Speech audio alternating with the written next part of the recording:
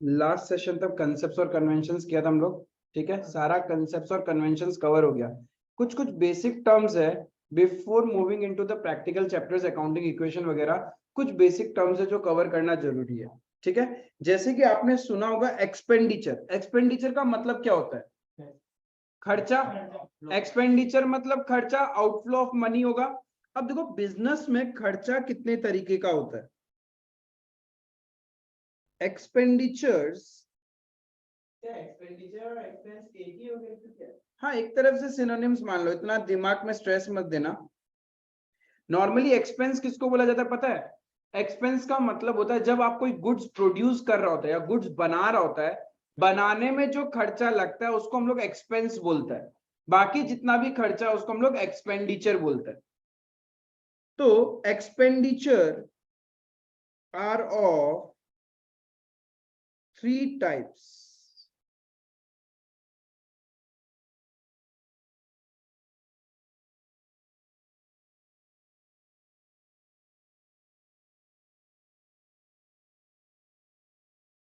एक होता है revenue expenditure,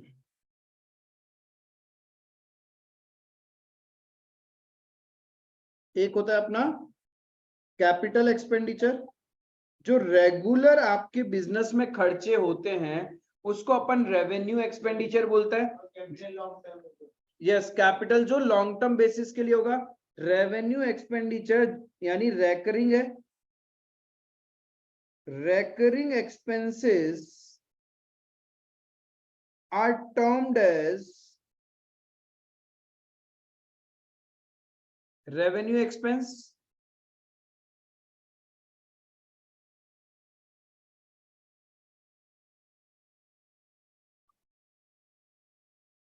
where is non recurring expenses को अपन क्या बोलता है? Capital expenditure.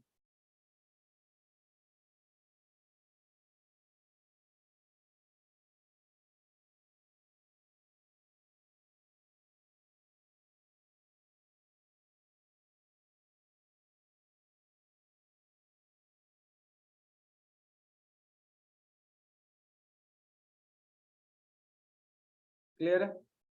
रेवेन्यू एक्सपेंस का एग्जांपल दे सकते हो तुम लोग? बिजनेस में ऐसा खर्चा है जो रेगुलर होता है। Yes, salary, rent, electricity, etcetera. Capital expenditure का एग्जांपल बता सकते हो आप लोग?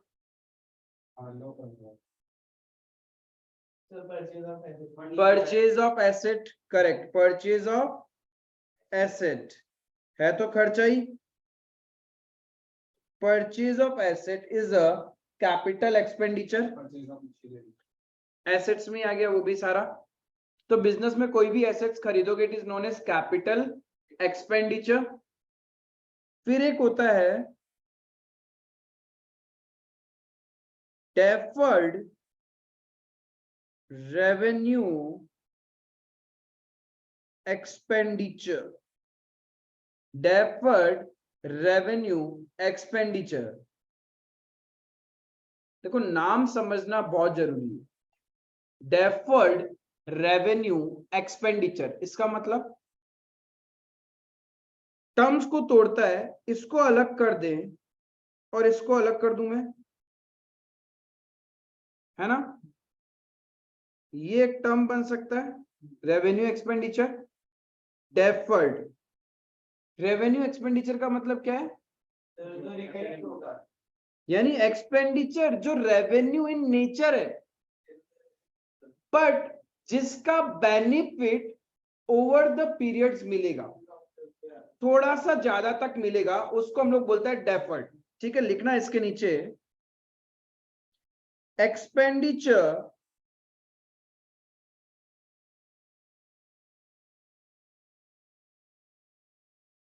which are revenue in nature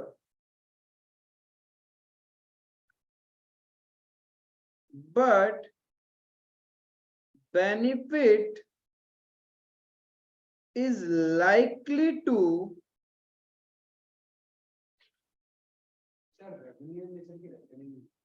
revenue बोलो रेकरिंग बोलो, बात एक ही है।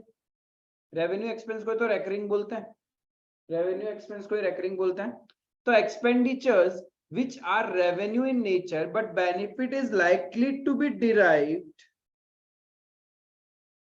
over a number of years, उन खर्चे को हम लोग डेफर्ड रेवेन्यू एक्सपेंडिचर बोलता है। कोई मुझे एग्जांपल बता सकता है? बिजनेस का ऐसा खर्चा जो लगभग हर बिजनेसमैन बिजनेस चलाने के लिए करता ही है, बट उसका बेनिफिट 2 साल 3 साल 4 साल तक भी मिल सकता है। एडवर्टाइजमेंट, एडवर्टाइजमेंट एक बहुत बड़ा खर्चा है, बट इसका मतलब ये नहीं है कि करंट ईयर में एक्सपेंस किया तो करंट ईयर में उसका बेनिफिट खत्म हो जाएगा। कभी कभी तो उसका बेनिफिट 2 साल 3 साल तक मिलता है ना। जैसे आपने किसी ब्रांड एम्बेसडर यानी विराट कोहली को साइन किया, साइन करते मोटा पैसा देना पड़ेगा, लेकिन उसको साइन हम लोग 2 इयर्स 3 इयर्स के लिए करता है ना, तो उसका बेनिफिट भी वैसे ही उठाएगा हम लोग। तो ध्यान रखना, कोई भी ऐसा खर्चा जो रेवेन्यू इन नेचर है बट जिसका बेनिफिट ओवर द पीरियड हम लोग को मिलेगा, उसको हम लोग बोलता है डेफर्ड रेवेन्यू एक्सपेंडिचर। एग्जांपल नहीं, वो तो कैपिटल एक्सपेंडिचर हो गया। नहीं, machinery is a capital expenditure. अभी भी मिल रहा है और बाद में नॉर्मली अभी भी मिल ही रहा है। मतलब वो तो मशीनरी तो एक ही बार ही करेगा ना, ओवर द पीरियड बार बार थोड़ी करेगा। बट एडवर्टाइजमेंट बार बार करना पड़ेगा बिजनेस में, और इसका बेनिफिट तो लंबे समय के लिए मिलता है। जैसे वॉशिंग पाउडर निरमा आज भी चलता है, ठीक है। तो advertisement expense is a type of deferred revenue expenditure. अब इसमें देखो होता क्या है,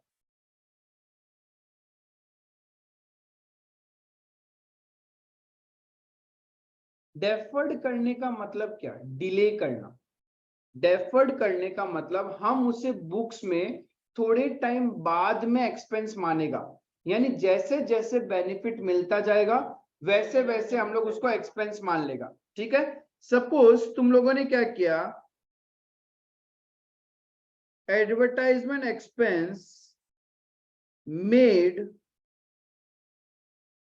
₹5 lakh, benefit will be derived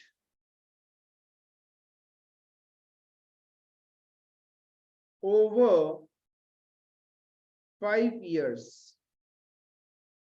हमने एडवर्टाइजमेंट का खर्चा किया 5 लाख का, जिसका बेनिफिट अब मुझे 5 साल तक मिलेगा ही मिलेगा।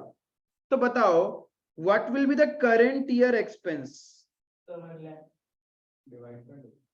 करंट ईयर एक्सपेंस होगा मेरा 1 लाख, लेकिन 5 लाख तो मैंने आज ही पे कर दिया होगा ना, मेरा पैसा तो गया। उसमें से तुमने 1 लाख तो करंट ईयर का एक्सपेंस दिखा दिया। What about 4 lakhs? वो 4 lakhs तो हो चुका ना, लेकिन क्या उसको फ्यूचर में तुमको पैसा मिलेगा क्या उसके बदले में? जैसे तुमने होर्डिंग्स लगवा दिया, बड़ा बड़ा जगह जगह होर्डिंग्स लगवा दिया, अब होर्डिंग्स को बेच के पैसा थोड़ी मिलेगा, नहीं मिलने वाला खर्चा तो हो गया ना। अब हम जस्ट क्या कर रहे हैं, उस 4 लाख को डेफर कर रहे हैं। करंट ईयर हमने हमारे इनकम में से एक्सपेंस माइनस किया 1 लाख, ये जो रिमेनिंग 4 इयर्स है, बैलेंस जो 4 लाख है, बैलेंस 4 लाख बच गया, ये मेरे बुक्स में कंटिन्यू रहेगा। Balance 4 lakh is termed as fictitious asset। fictitious asset क्योंकि बेनिफिट मिलेगा तो एसेट तो है, लेकिन हमने नाम फिक्टिशियस क्यों रखा? कोई भी ऐसा चीज बिजनेस में जिससे बेनिफिट हो वो तो मेरे लिए एसेट है, बट एसेट्स का डेफिनेशन तो नॉर्मली वो होता है ना जिसको हम लोग कैश में रियलाइज कर सकता है। बट क्या ये वाला एसेट कैश में रियलाइज हो सकता है क्या? नहीं हो सकता ना, इसीलिए इसका नाम रख दिया फिक्टिशियस, मतलब दिखावटी है ये, एक्चुअल में कोई एसेट नहीं है। बस ड्यू टू सर्टेन कंसेप्ट हमने करंट ईयर में सिर्फ 1 लाख का एक्सपेंस शो किया है, ओवर द पीरियड हम और एक्सपेंस दिखा देगा, तो दिखावटी एसेट है ये। तो लिख, समझ में आया? सो फिक्टिशियस एसेट्स का मतलब वो एसेट्स हुआ which can not be realised into cash, जिसको बेच के पैसा नहीं आ सकता, वही मेरे लिए फिक्टिशियस एसेट है। यस, ये फेक एसेट हो गया due to accounting concept, dual aspect concept. इसको कहीं तो बुक्स में दिखाना था, तो इसको हम लोग एसेट साइड में दिखाएगा, इससे बेनिफिट मिलना है, बट बेनिफिट ही मिलेगा, कैश में कन्वर्ट नहीं हो सकता। तो कोई भी एक ऐसा एसेट जो कैश में कन्वर्ट नहीं हो सकता, सिर्फ बेनिफिट मिलेगा, उसको हम लोग बोलते हैं fictitious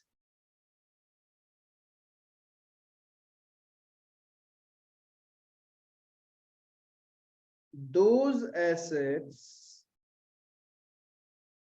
which cannot be realized into cash is known as fictitious asset.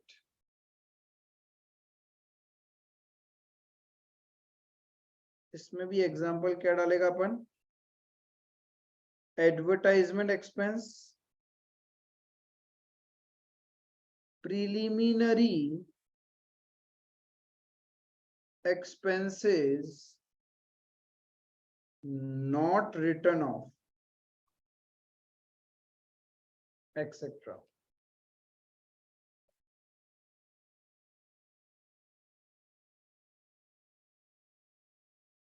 Preliminary expense not written off मतलब क्या होगा? जैसे ये 4 लाख है ना, इसको हम लोग बोलते हैं advertisement expense not written off, मतलब उसको हमने एक्सपेंस माना नहीं है बट खर्चा हो चुका है। सिमिलरली प्रीलिमिनरी एक्सपेंसेस के साथ होता है, preliminary expenses are those expenses which are incurred prior to incorporation of a business. Business शुरू करने से पहले आप जो खर्चा करता है ना, उसको हम लोग बोलते हैं प्रीलिमिनरी एक्सपेंस। मतलब जो बिजनेस शुरू होने से पहले बिजनेस के लिए जो खर्चा किया वो यस, जैसे रिसर्च किया होगा, जगह ढूंढना, लॉयर को फीस देना, रजिस्ट्रेशन करवाना, डॉक्यूमेंटेशन करना, वो सारा खर्चा आर प्रीलिमिनरी एक्सपेंसेस। एक दिन धंधा चालू हो गया, उसके बाद जो भी खर्चा हो रहा है वो नॉर्मल एक्सपेंस है।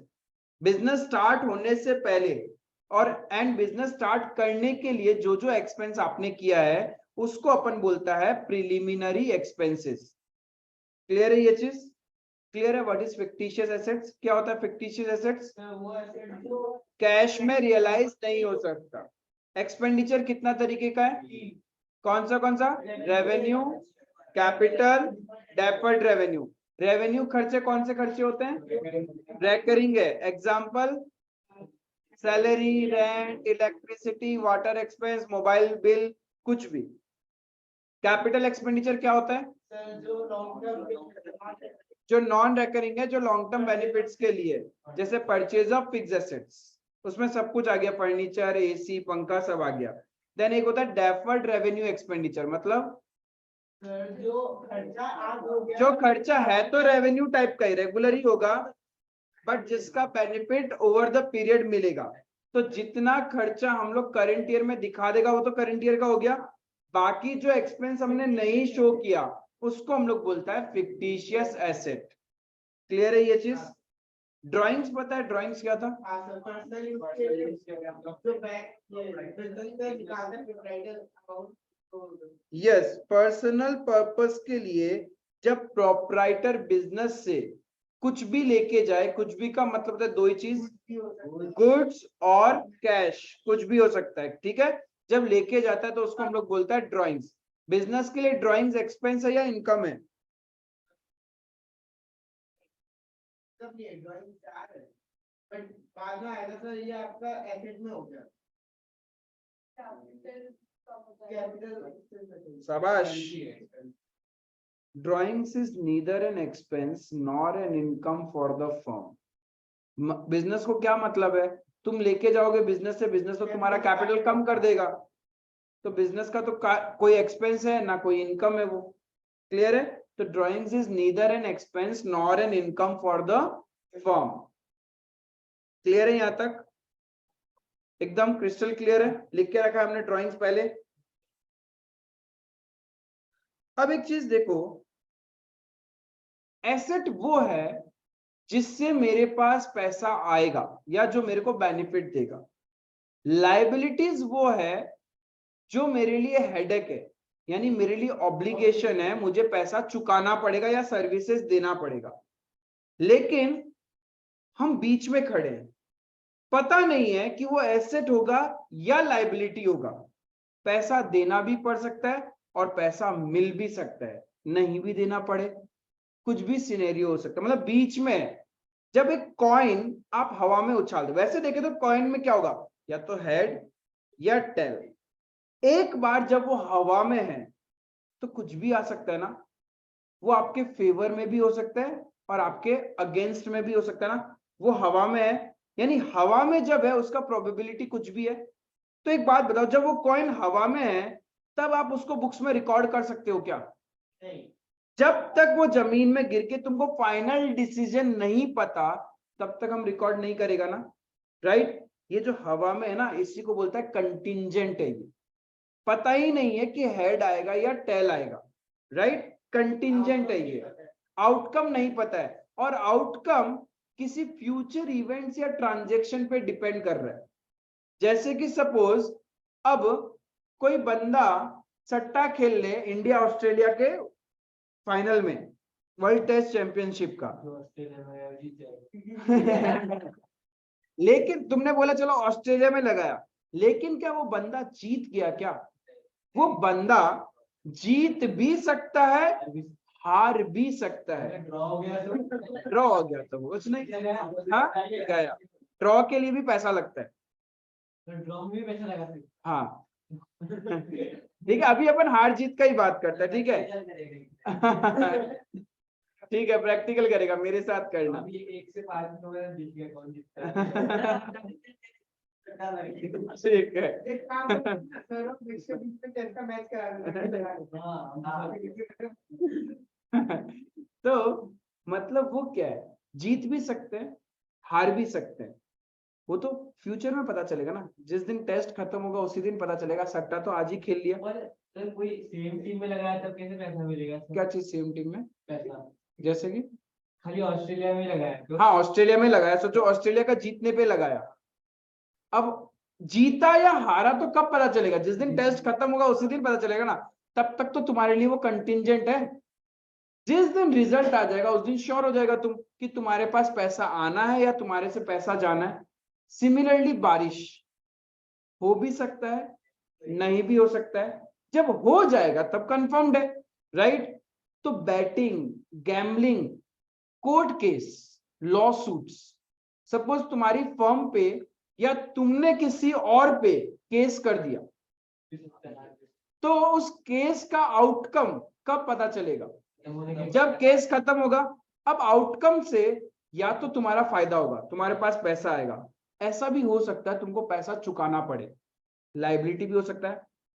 पैसा आएगा तो एसेट और जाएगा तो लाइबिलिटी, बट दोनों ही क्या है? कंटिंजेंट। इसी को बोलते हैं contingent asset and contingent liability. Clear है? तो समझ में आया क्यों कंटिंजेंट का अकाउंटिंग नहीं होता? बिकॉज एक्चुअल रिजल्ट हमें पता ही नहीं है ना। जब एक्चुअल कंफर्मेशन कुछ नहीं है, वो तो फेवर में भी हो सकता है और अनफेवर में भी हो सकता है, राइट? सो कंटिंजेंट वही है, any transaction which depends upon happening or non-happening of any future event or transaction is known as contingent. Clear है? And if favor में हुआ then it is a contingent asset. And if favor में है, unfavor में है, हमें लगता है चुकाना पड़ेगा, then it is contingent liability. Clear है? समझ में आया what is contingent liability? तो लिखेंगे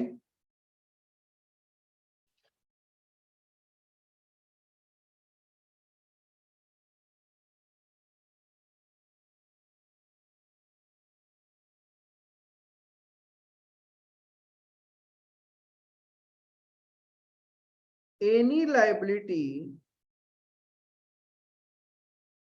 occurrence of which depends upon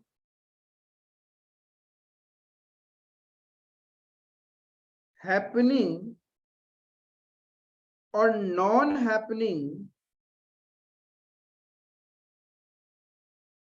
of any future events or transaction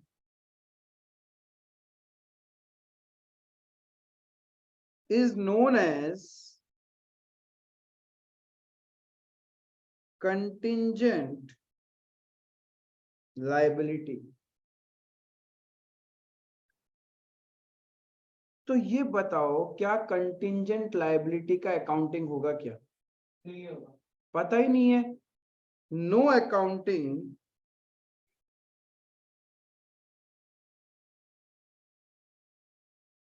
is done for such transactions. लेकिन एक बात बताओ, तुम्हारी फॉर्म पे, ऑर्गेनाइजेशन पे कोर्ट केस चल रहा है या तुमने किसी पे कोर्ट केस कर रखा है, don't you think this is an important information for your users? तो हमें बताना तो चाहिए. या फिर हम ऐसा बोले कि हमने कहीं पे सट्टा कर रखा है तो डिस्क्लोज तो करो अपने यूजर्स को. अब फेवर में आएगा, नॉन अनफेवर में आएगा, जब जो भी डिसीजन होगा उस टाइम हम अकाउंटिंग कर लेगा, लेकिन आज मुझे मेरे यूजर्स को बताना चाहिए, राइट? सो कैसे बताएगा आप? डिस्क्लोजर नॉर्मल बैलेंस शीट के नीचे में नोट्स बनाते हैं हम लोग, उस नोट्स में लिख के दे देगा. ठीक है? Only disclosure of such facts and transactions are given below the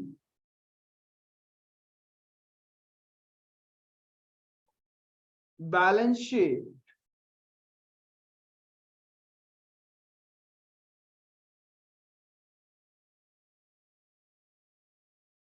as notes to accounts.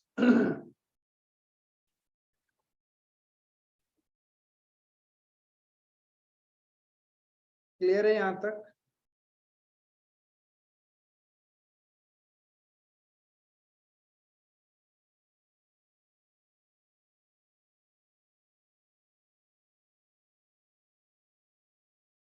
Crystal clear है? कंटिंजेंट भूलेगा तो नहीं? क्या होता है फिर से बताना कंटिंजेंट? इसका श्योरिटी नहीं है कि वो एसेट होगा, लायबिलिटी होगा, क्या होगा? यस, मतलब श्योरिटी नहीं है, वो फ्यूचर पे ही प्रोबेबिलिटी पता नहीं है. 50-50 भी हो सकता है, 70-30 भी हो सकता है, 80-20 भी हो सकता है. ठीक है? लेकिन जब 80-20 होता है या 90-10 होता है, मतलब हाईएस्ट प्रोबेबिलिटी है कि हम लोग हारेगा, पैसा जाएगा ही जाएगा. जब तुम्हें ऐसा पता होता है तो तुम क्या करता है? तुम क्या करता है अपना पर्सनल लाइफ में? तुमने यदि किसी दोस्त से शर्त लगा रखा है और अब तुम लोग 80 से 90% श्योर है कि हम शर्त हारेगा ही, तो जितना पैसा देना है उसके लिए क्या करेगा? पहले से सेविंग्स करना स्टार्ट कर देगा ना. लेकिन वो खर्चा तो फ्यूचर का है, आज से सेविंग्स कर देता है ना. इसी को बोलता है प्रोविजन बनाना, इसी को बोलता है प्रोविजंस बनाना. तुम आज से ही प्रोविजन बनाना स्टार्ट कर देगा, मतलब आज से ही सेविंग्स करना स्टार्ट कर देगा. क्लियर है? बाद में आगे लिखाएगा. टर्नओवर क्या होता है? What do you mean by turnover? कितना, क्या कितना? यस, पूरा साल भर में आपने कितना सेल्स किया है उसको हम लोग टर्नओवर बोलता है. ठीक है? गुड्स का कितना टर्नओवर रहा, तो total sales made in a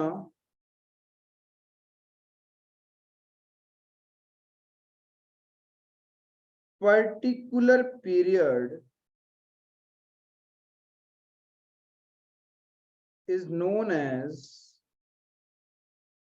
turnover. Clear है?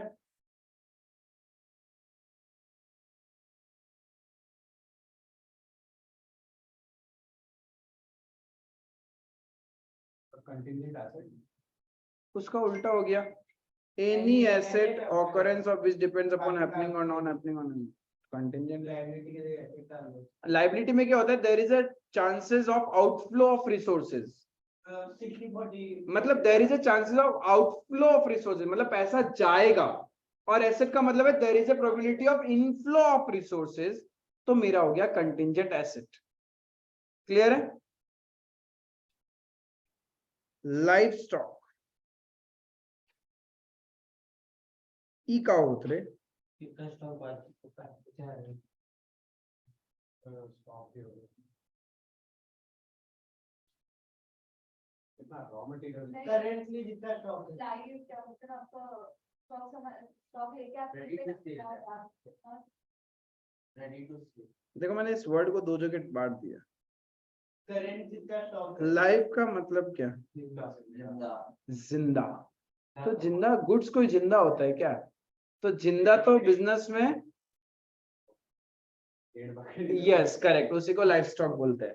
एनिमल्स को, एनिमल्स गाय, कुत्ता, भेड़, बकरी, ये सब को हम लोग क्या बोलते हैं? लाइफ स्टॉक बोलते हैं। ठीक है? एनिमल्स, डोमेस्टिक एनिमल्स जो हम लोग बिजनेस में पाल के रखते हैं ना, बिजनेस का केयर करने के लिए, उसको हम लोग बोलते हैं लाइफ स्टॉक। तो ये हमारे लिए एसेट्स होती है। Domestic animals such as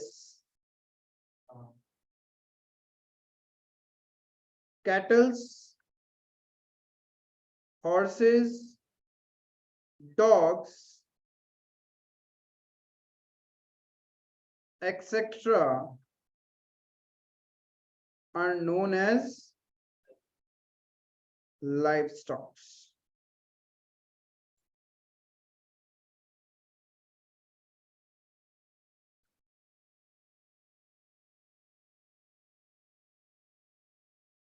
clear है? इन्वेस्टमेंट किसको बोलते हैं? हाथ लगाना किसी हम क्यों कहीं पे पैसा लगाता है? रिटर्न के लिए रिटर्न किस वे में रिटर्न मिलेगा? प्रॉफिट जो उसका प्रॉफिट होगा उसका पार्ट मिलेगा हमें तुमने किसी दोस्त को लोन दिया, ठीक है? अब वो दोस्त अपना पैसा कमाएगा तो वो तुमको क्या कमाई का पैसा भी देगा क्या? तो कैसे पार्ट ऑफ अ प्रॉफिट हुआ? हम किसी को इंटरेस्ट यस, हमारा प्राइमरी मोटिव पैसा इन्वेस्ट करने का होता है to earn interest income. Clear है? उसी को हम लोग इन्वेस्टमेंट बोलते हैं।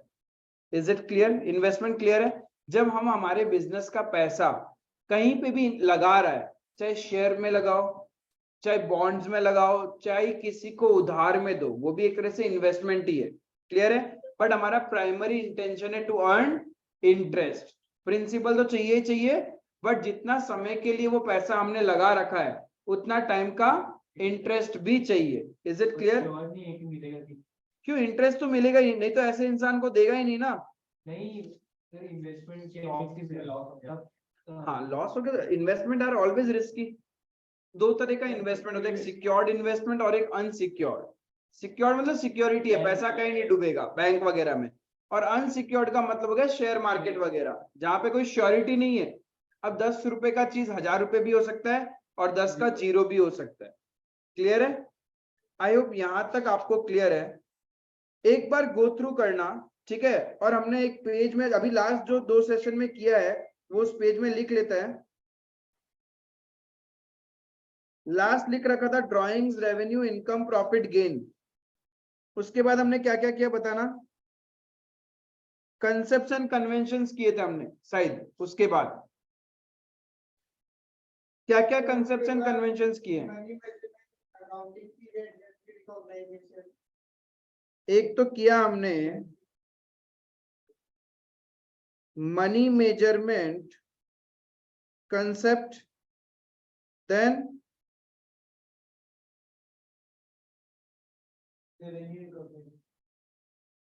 accounting period concept, revenue recognition concept, then matching concept, और बताइए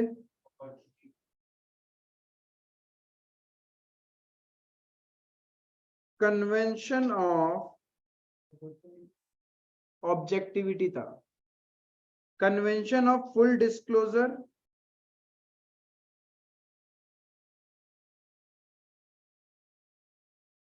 convention of materiality,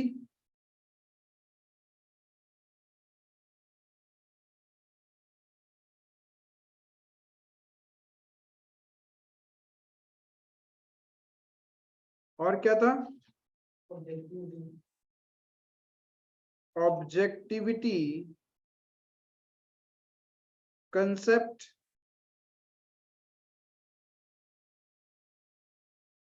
then we studied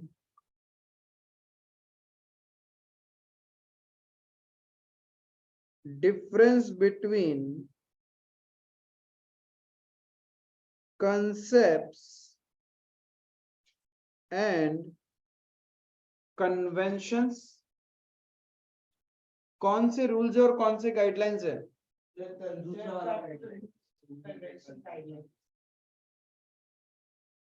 uniformly कौन से अडॉप्टेड है, यस पर्सनल जजमेंट कहाँ ज्यादा चाहिए, कन्वेंशंस में।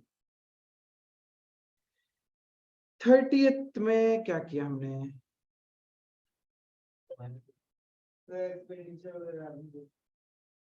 टाइप्स ऑफ एक्सपेंडिचर पढ़ा हमने, revenue, capital, deferred revenue,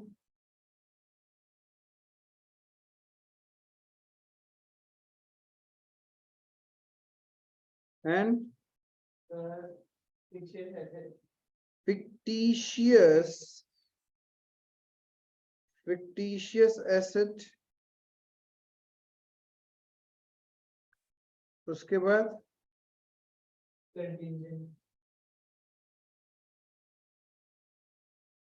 contingent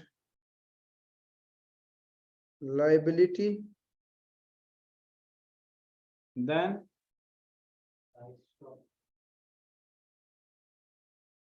livestock turnover and investment।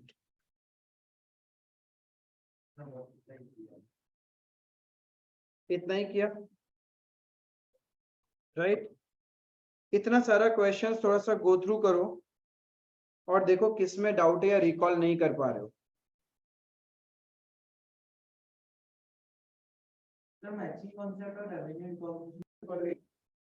अच्छा देखो, सो बेसिक टर्म्स वगैरह ऑलमोस्ट सारा अपना बेसिक सब खत्म है। कुछ एब्रिविएशन है जो आपको कभी कभी स्कूल लेवल में पूछ लेता है।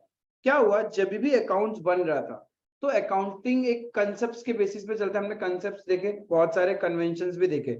तो कंसेप्ट्स और कन्वेंशंस क्या है, फ्रीली एडेप्टेबल है। जैसा बिजनेस जो चाहे वैसा लगा सकता है, तो वहां पे फ्री विंग्स है। तो इसीलिए इनको बोला जाता है generally accepted accounting principles. Because accounting principles जब चाहो जैसा चाहे, जिस टाइप का बिजनेसमैन है उस टाइप में लगा सकता है, राइट। तो एक ध्यान रखना, कभी भी आपसे गैप पूछे, गैप कुछ नहीं होता, वो प्रिंसिपल है जो जनरली हर बिजनेसमैन अपने बिजनेस में एक्सेप्ट करता है, ठीक है। तो गैप का फुल फॉर्म हो गया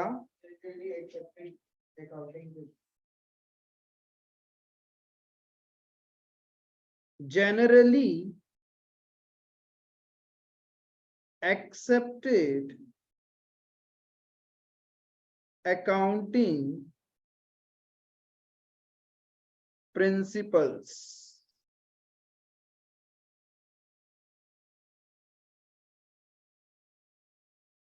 लेकिन इससे प्रॉब्लम क्या हो रहा था पता है, सब कोई जनरल तरीके से फॉलो कर रहा था और अपने हिसाब से अकाउंटिंग ट्रीटमेंट कर रहा था। कोई किसी तरीके से कर रहा है, कोई किसी तरीके से कर रहा है, सेट ऑफ स्टैंडर्ड रूल्स नहीं था।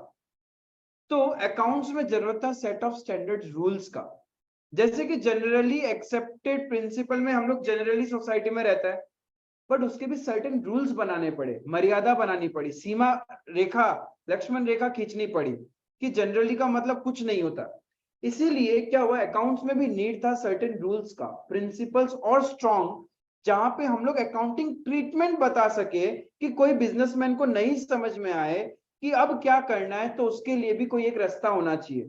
दैट्स वाई हमारे इंडिया में अकाउंटिंग स्टैंडर्ड डेवलप होने स्टार्ट हुए।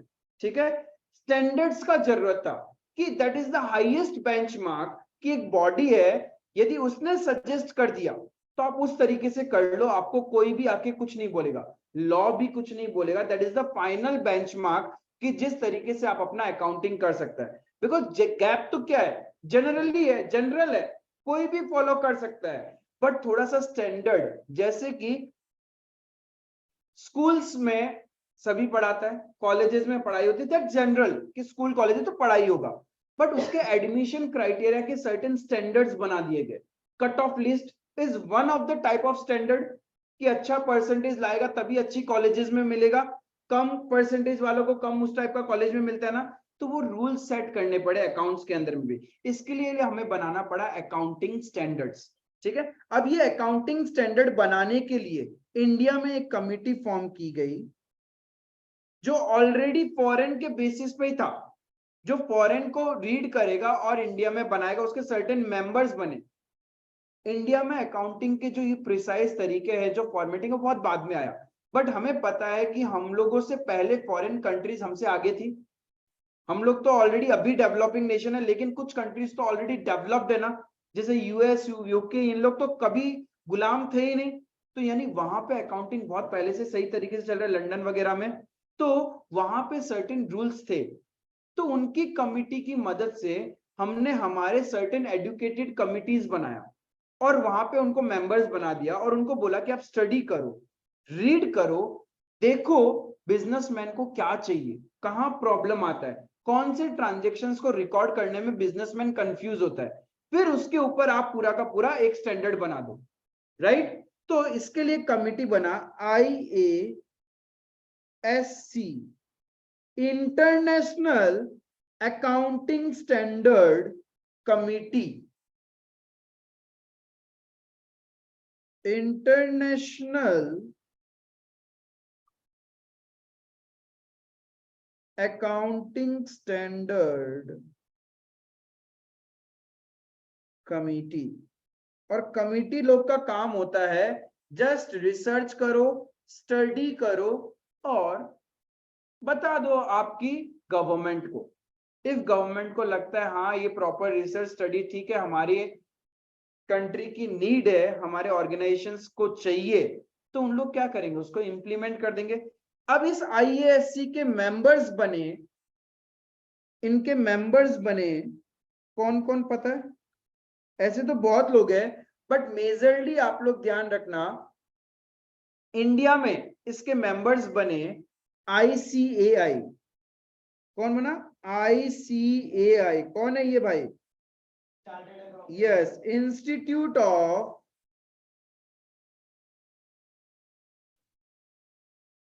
चार्टर्ड अकाउंटेंट्स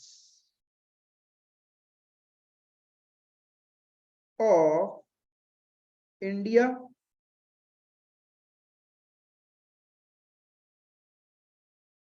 एंड ICWA, ये इसके एसोसिएट मेंबर्स है। फिर मेंबर्स बढ़ते गए, मतलब इनिशियल स्टेज पे यही दो कोर सबसे बॉडी इंडिया की अकाउंट्स के फील्ड में, इनसे ऊपर आज की डेट में अकाउंट्स की फील्ड की कोई बॉडी नहीं है। जैसे ICAI तो टॉप मोस्ट है, institute of chartered accountants of India, chartered accountant से ऊपर अकाउंटिंग का नॉलेज किसी को नहीं माना जाता। राइट, तो और एक है इंस्टीट्यूट ऑफ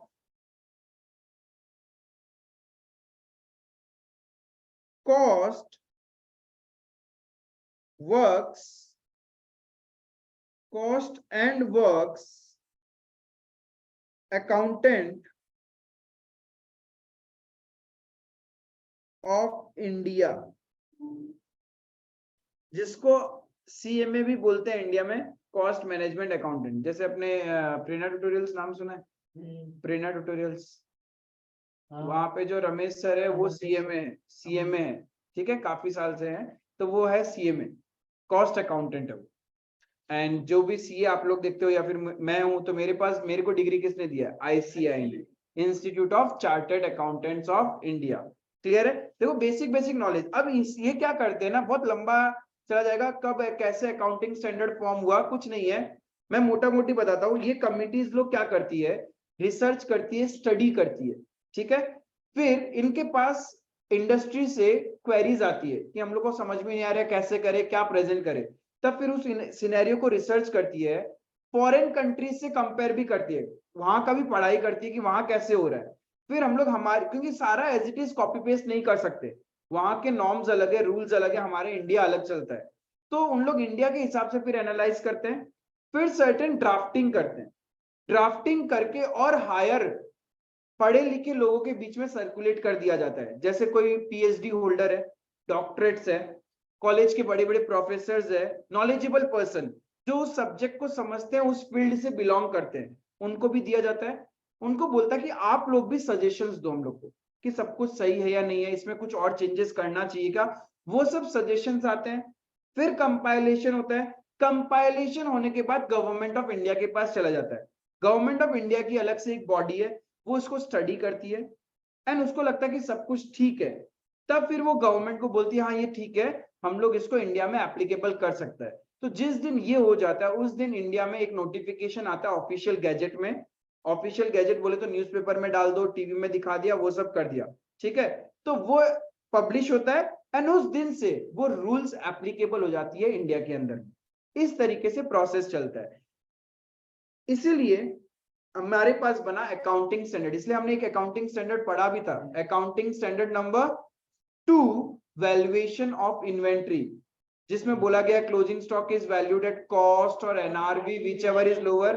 तो मैंने बोला था वहां था अकाउंटिंग स्टैंडर्ड नंबर 2, ठीक है। ऐसे ही इंडिया में अकाउंटिंग स्टैंडर्ड नंबर 1 से लेके 31 तक है। But with the change in time accounting standards को बदलना पड़ा। इसलिए बदलना पड़ा बिकॉज फॉरेन कंट्रीज के अकाउंटिंग स्टैंडर्ड्स थोड़े अलग है as compare to India, right. तो जब फॉरेन कंट्री वाले लोग इंडिया में आके बिजनेस करते हैं तो उनको यहाँ का अकाउंटिंग स्टैंडर्ड फॉलो करना पड़ेगा। फिर जब वो वापस वहां जाते हैं उनको वहां का फॉलो करना पड़ता है। It's quite complicated. उन लोग बोलते हैं बिजनेस करें, धंधा करें ना, दो कंट्री के अकाउंटिंग स्टैंडर्ड के बीच में फंसे हुए रहे, हमसे ना हो पाएगा। तो एक बार मनमोहन सिंह जी गए हुए थे ऐसी फॉरेन कंट्री की मीटिंग में, जब सारे पॉलिटिशियंस जब मिलते हैं तो उन्होंने बोल दिया अच्छा ठीक है, ऑलमोस्ट काफी कंट्रीज तो एक जैसा अकाउंटिंग स्टैंडर्ड कर रहे हैं, जिसको इंटरनेशनल अकाउंटिंग स्टैंडर्ड बोलते हैं, ठीक है। इंटरनेशनल अकाउंटिंग स्टैंडर्ड मतलब इंटरनेशनली एक ही जैसे अकाउंटिंग रूल्स फॉलो कर रहे हैं। तो उन्होंने बोला झोक झोक में हाँ इंडिया भी फॉलो करेगा, इंडिया भी एक जैसा ही बना देगा, बोल के तो आ गए, बट भूल गए थे कि इंडिया में बिजनेस का नेचर अलग है और वहां एक अलग तरीके से। यहाँ पे इतने लूप होल्स है लोग के अंदर में और वहां इतने नहीं है, बोल के आ गए और छोड़ दिया। कुछ साल चले गए, फिर मीटिंग का समय आया, फिर प्रेशराइज होने लगा कि आपने तो बोला था आप इंप्लीमेंट कर दोगे। तब फिर इंडिया ने कहा कि ठीक है हाँ हम काम कर रहे हैं। अब काम तो कर रहे हैं, उन्होंने किया क्या पता है? कुछ नहीं किया। हम इंडियंस क्या है, we are very good at copy paste, sometimes नहीं, normally we are very good at copy paste because अब हमारे पास इनोवेशन है, now we are heading towards innovation. But एक कुछ 1 डिकेड या 2 डिकेड पीछे जाए, 10-20 साल पहले जाए, तो हमारे पास इनोवेशन नहीं था इतना, क्योंकि मोटिवेशन ही नहीं आता था, प्रमोट ही नहीं करते थे लोग, राइट। तो क्या हुआ, अब लगाना तो है, इंप्लीमेंट करना है। अब इंप्लीमेंट करना है, एग्जैक्ट कॉपी पेस्ट करेंगे तो इज्जत चला जाएगा ना। तो उन्होंने क्या किया, इंटरनेशनल अकाउंटिंग स्टैंडर्ड जो थे उनको रीड किया और नाम बदल के, नंबर बदल के, वहां पे अकाउंटिंग स्टैंडर्ड्स के नंबर होते हैं, नंबर बदल दिया, नाम बदल के उसको रख दिया इंड एयर्स, इंडियन अकाउंटिंग स्टैंडर्ड्स। एंड थोड़ा बहुत मॉडिफिकेशन किया और इंडिया में एप्लीकेबल कर दिया। तो आज की डेट में फॉर बिगर ऑर्गेनाइजेशन, जो बड़ी बड़ी कंपनियां हैं, उसके ऊपर अकाउंटिंग स्टैंडर्ड्स एप्लीकेबल नहीं है। जो पहले इंडिया में थे उनके ऊपर इंडियन अकाउंटिंग स्टैंडर्ड्स एप्लीकेबल है, जिसको हम लोग इंड एयर्स बोलते हैं। ठीक है, छोटी कंपनीज के ऊपर अकाउंटिंग स्टैंडर्ड्स है और बड़ी बड़ी कंपनीज के ऊपर इंड एयर्स है, इंडियन अकाउंटिंग स्टैंडर्ड्स। समझ में आया मोटा मोटी कहानी। तो और सर्टेन ये जो था इसके ऊपर जो मैंने बोला ना फॉरेन कंट्रीज में जो बॉडी थी जहां पे सारे रूल्स है, उसको हम लोग बोलता है IFRS, international financial reporting standards. Internationally financial मतलब बुक्स ऑफ अकाउंट्स, हमारे बिजनेस का कैसे रिपोर्टिंग होता है उसको हम लोग बोलता है इंटरनेशनल फाइनेंशियल रिपोर्टिंग स्टैंडर्ड्स। लिखना IFRS, IFRS।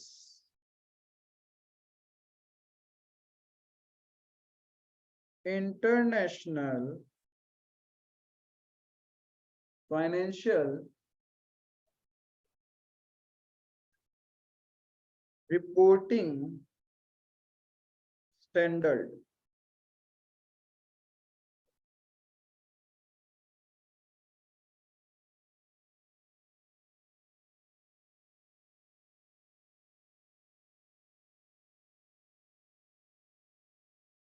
इन लोग क्या करता है, इंटरनेशनल अकाउंटिंग स्टैंडर्ड बनाता है।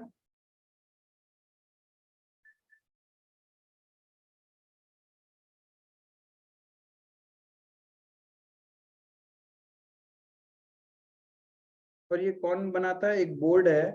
ये तो हो गया स्टैंडर्ड्स है जिसको हम लोग IFRS बोलता है। ये बनाता है IASB, international accounting standard board. International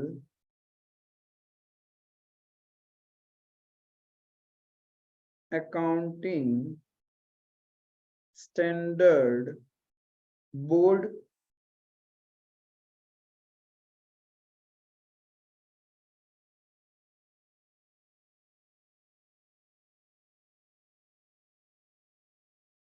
ठीक है। तो ये सर्टेन बेसिक टर्म्स है जो आपको पता होना चाहिए। मैंने जानबूझ के ओवरव्यू दिया, ज्यादा इन डेप्थ का जरूरत नहीं था तुम लोगों को, क्योंकि ज्यादा कुछ समझ में नहीं आएगा चीजें कि क्या अकाउंटिंग स्टैंडर्ड, इंडियन अकाउंटिंग। पर ध्यान रखना मोटा मोटी अभी बड़े इंडिया लेवल पे जो अकाउंटिंग स्टैंडर्ड्स है वो है इंड अकाउंटिंग स्टैंडर्ड्स, मतलब इंडियन अकाउंटिंग स्टैंडर्ड्स। वो बेसिकली फ्रेमवर्क हुए हुए हैं as per the international accounting standards को कॉपी पेस्ट किया गया है। एंड उससे पहले हमारे इंडिया में जो रूल्स थे वो थे अकाउंटिंग स्टैंडर्ड्स, जिसमें एक AS तुमने पढ़ा है, AS2 valuation of inventory. Clear है। ये बॉडी के नेम तुम लोग को पता होना चाहिए थोड़ा बहुत, बाकी इससे ज्यादा तुम्हारे स्कूल्स लेवल्स में कवर नहीं करता है। ठीक है, तो अपना बेसिक्स पूरा कवर हो चुका है। आपका काम है अच्छे से कवर अप करोगे। स्टिल अभी भी किसी को कोई डाउट है तो वीडियोस अपलोडेड है, रेफर कर लेना, चाहे फास्ट फॉरवर्ड करके सुन लेना। जितना बार ये चीजें सुनोगे उतना ड्रिल डाउन हो जाएगा। बिफोर वी स्टार्ट और move forward to the practical aspects, ये एकदम स्ट्रॉन्ग कर लेना। Majorly concepts and basic terms, उसमें गलती मत करना। क्लियर है? That's all for today. Thank you.